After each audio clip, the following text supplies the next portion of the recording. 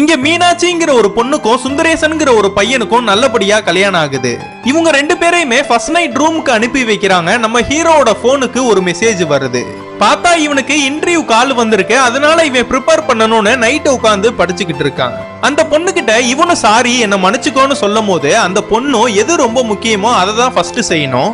நீங்க நாளைக்கு நடக்க போற இன்டர்வியூக்கு நல்லா ப்ரிப்பேர் பண்ணுங்க, நல்லா பண்ணுங்கன்னு ஆல் தி பெஸ்ட் சொல்றா.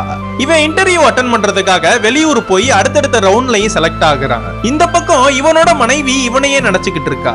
இவன் இன்டர்வியூனா நல்லபடியா முடிச்சுட்டு வீட்டுக்கு வந்து அவனோட ஒய்ஃப் கிட்ட ரொம்ப சோகமா பேசிட்டு இருக்கான். அதுக்கு அவங்க ஒய்ஃபும் என்ன ஆச்சுன்னு கேட்கும் போது, நான் இன்டர்வியூல எல்லா ரவுண்டையும் கிளியர் பண்ணி லாஸ்ட் ரவுண்ட் அட்டென்ட் பண்ணேன். அதோட ரிசல்ட் நாளைக்கு தான் வரப்போகுது. அதுல நான் செலக்ட் ஆவேனா ஆக மாட்டேனானே எனக்கு ரொம்ப பயமா இருக்குன்னு சொல்றான். அடுத்த நாள் இவன் நினைச்ச மாதிரியே இவன் வீட்டுக்கு ஆஃபர் லெட்டரும் வருது. ஒரு வருஷம் இன்டர்ன்ஷிப்காக பெங்களூர் போற மாதிரி இருக்கும்னு இவனும் அவங்க வீட்டுல சொல்றான். இவங்க ஒய்ஃபும் இவரை பிரிஞ்சு இருக்க போறமேன்னு ரொம்ப சோகமாவும் இருக்காங்க.